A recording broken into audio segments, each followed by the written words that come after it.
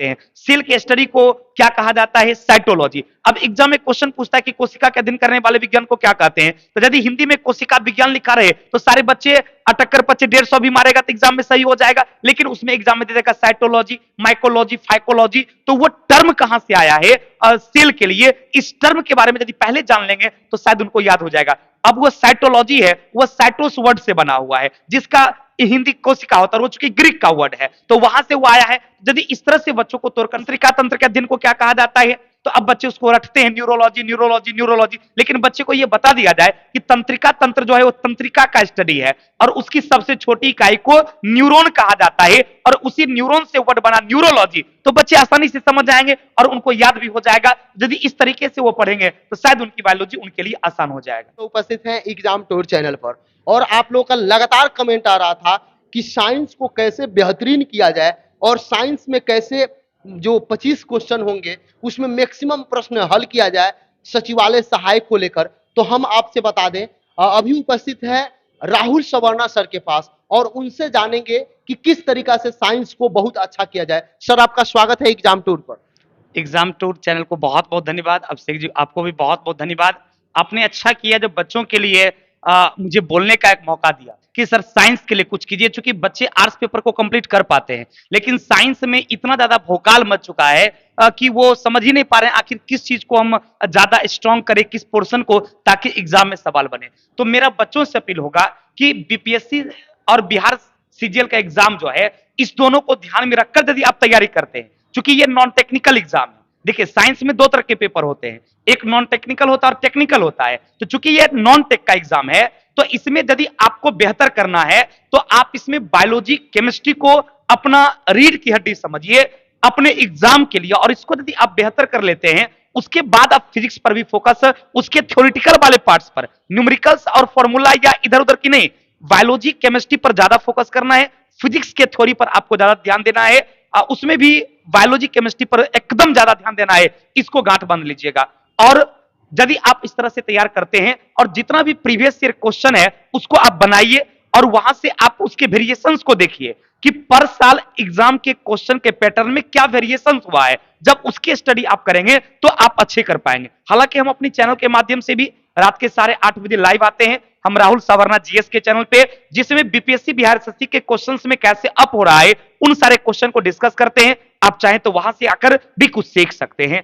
Sir एक प्रश्न ये था कि जैसे आप बोल रहे हैं कि बायो और केमिस्ट्री पर विशेष ध्यान दें, उसके बाद फिजिक्स को पूरा करें, अच्छी बात है क्योंकि आज के समय में वही ट्रेंड चल रहा है कि बायो और केमिस्ट्री को महत्व दिया जा रहा है, थोड़ा सा इसके अपेक्षा फिजिक्स पर कम क्वेश्चन आ रहे हैं, ये अच्छी बात है। लेकिन बायो में किन किन टॉपिक को पहले पूरा किया जाए, उसमें भी तो कुछ महत्वपूर्ण होंगे, उसको लेकर उस टॉपिक का थोड़ा बता दें। हाँ बिल्कुल, जैसे कि बायोलॉजी में आप जब सेक्शनल क्वेश्चन देखेंगे, आज से 3-4 साल पहले का क्वेश्चन बैंक आप देखिएगा तो वहां पर आप देखिएगा कि आपका एस्केलेटर सिस्टम हो गया, डाइजेस्टिव सिस्टम हो गया, रिप्रोडक्टिव सिस्टम हो गया या नर्वस सिस्टम हो गया, इससे ज्यादातर सवाल पूछे जाते थे। लेकिन अभी प्रेजेंट टाइम का क्वेश्चन देखिएगा तो किसी भी ऑर्गन सिस्टम का क्वेश्चन बहुत कम रहता है। अभी आपको बायोटेक्नोलॉजी का क्वेश्चन मिलता है जो कि आपको हमारे चैनल पे ऑलरेडी उसकी वीडियोस मिल जाएगी। फिर आपको उसमें इकोलॉजी हो गया, जिसको इकोसिस्टम भी आप कहते हैं, पारिस्थितिकी कहते हैं, इससे एग्जाम में सवाल पूछ रहे हैं। डिजीज से संबंधित सवाल है आपसे एग्जाम में पूछा जा रहा है। फिर आपका क्या कहते हैं, इन्वायरमेंट एंड पॉल्यूशन से संबंधित सवाल पूछा जा रहा है।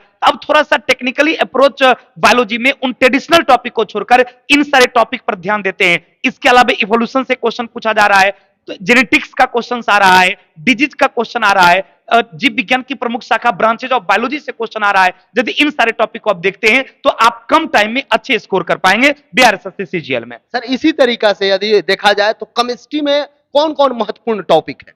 केमिस्ट्री के टॉपिक की बात करें तो सबसे पहले तो एटॉमिक स्ट्रक्चर को लीजिए, उसके बाद पीरियडिक टेबल।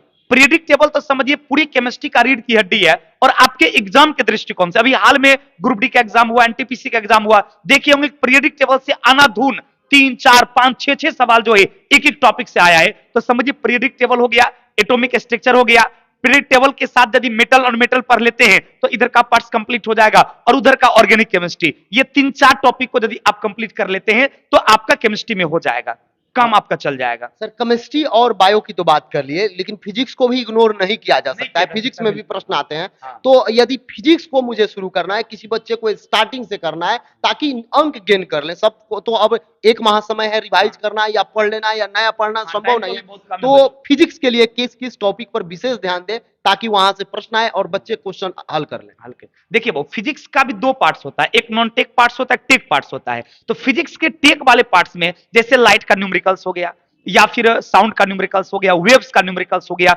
उन सारे पार्ट्स को यदि आप छोड़ देते हैं तो इधर से आप यूनिट एंड डायमेंशन में डायमेंशन कैसे निकालें, कई बार देखेंगे लगातार एग्जाम में क्वेश्चन आ रहा है, बताइए बल का डायमेंशनल फार्मूला क्या होगा, कभी वेट का डायमेंशनल फार्मूला क्या होगा। तो आप यूनिट एंड डायमेंशन को कंप्लीट कर लें, न्यूटन्स लॉ ऑफ मोशन यानी मोशन ऑफ इक्वेशन को आप कंप्लीट कर लें और लाइट चैप्टर की नॉन टेक वाले पार्ट्स को देख लें और फार्मूला और क्वेश्चंस वाले को छोड़कर और साउंड को देख लें, तो हमको लगता है फिजिक्स में आपका कम लगभग हो जाएगा जो एग्जाम के दृष्टिकोण से। सर बच्चे लोग का कमेंट आता है, क्योंकि बिहार से जो जुड़े हुए हैं, बहुत सारा ऐसा होता है बायो में जो इंग्लिश का टर्म यूज होता है, बिल्कुल। उस तो टर्मोलॉजी ठीक है, उसको कैसे याद करें और किस तरीका से ऐसे याद करें ताकि ये ज्यादा समय के लिए इन लोगों के जेहन में बना रहे, उसके लिए क्या करें बच्चे? देखिए बच्चों, बायोलॉजी जो है वो समझिए हम लोगों के लिए, जब आप लोग पढ़ते होंगे, हम लोग पढ़ते थे क्लास 10th में इंग्लिश, तो पहले हम लोग वर्ड मीनिंग याद करते थे और उसके बाद जब थ्योरी पढ़ते थे तो समझ में आती थी। समझिए बायोलॉजी सेम टू सेम हम लोगों के लिए इंग्लिश ही हो गया है। इंग्लिश की टर्मोलॉजी थोड़ी सी टफ होती है, तो हम लोग क्या करें, कोई भी टॉपिक पढ़ने से पहले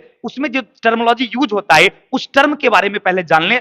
जैसे कि अब सेल की बात करते हैं, सेल के स्टडी को क्या कहा जाता है, साइटोलॉजी। अब एग्जाम में क्वेश्चन पूछता है कि कोशिका का अध्ययन करने वाले विज्ञान को क्या कहते हैं, तो यदि हिंदी में कोशिका विज्ञान लिखा रहे तो सारे बच्चे अटक्कर 25-150 भी मारेगा तो एग्जाम में सही हो जाएगा, लेकिन उसमें एग्जाम में दे देगा साइटोलॉजी, माइकोलॉजी, फाइकोलॉजी। तो वो टर्म कहां से आया है सेल के लिए, इस टर्म के बारे में यदि पहले जान लेंगे तो शायद उनको याद हो जाएगा। अब वो साइटोलॉजी है, वो साइटोस वर्ड से बना हुआ है जिसका हिंदी कोशिका होता है, वो चूंकि ग्रीक का वर्ड है तो वहां से वो आया है।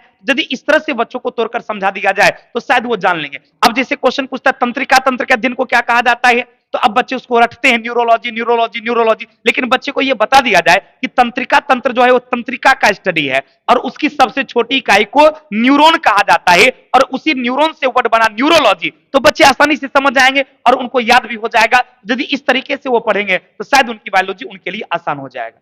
साइंस को समझ के पढ़ना पड़ेगा और उसके टर्म को ध्यान में देना होगा, उस तरीका से आप पढ़ेंगे तो आपको ज्यादा बेनिफिशियल होगा। सर एक क्वेश्चन और हम आपको करेंगे, बच्चे लोग का ये कमेंट था, लगा को घबराना नहीं है, बच्चे याद करते हैं और भूल जाती है, अच्छी बात है, लेकिन वो कैसे अधिक दिनों तक याद रहेगा, इसके लिए उनके पास एक ही विकल्प है, वो उसको बार बार रिवीजन करते रहेंगे। जिससे होता क्या बच्चों में कि वो 10 किताब को बार बार पढ़ते रहते हैं, इससे कंफ्यूजन उनका बढ़ता है और भूल भी जाते हैं। वो एक किताब को बार बार पढ़ेंगे या किसी एक चैनल को यदि फॉलो करते हैं, उनकी वीडियो को खाते पीते यदि कोई चीज आप पढ़ा दिए, हम सुन लिए, तो खाते पीते कभी भी उसको सुनते रहेंगे तो उससे सुनने से क्या होगा, बच्चे को आसानी से याद हो जाएगी। और जितना ज्यादा रिवीजन करेंगे वो बच्चे उनके लिए उतना बेनिफिट होगा, उतना अधिक दिनों तक उनको याद रहेगा। रिवीजन करके ही आप उनको कंप्लीट कर सकते हैं। देखिए, आप किसी भी आईएएस का, यूपीएससी, बीपीएससी या कोई भी क्वालिफाइड एग्जाम होंगे बच्चे, उनका भी इंटरव्यू जो मैं डालता हूं, तो आप एक ही बात सुनते हैं, याद रखने के लिए एक बुक को पढ़िए, बार बार पढ़िए, जितना बार पढ़ ले।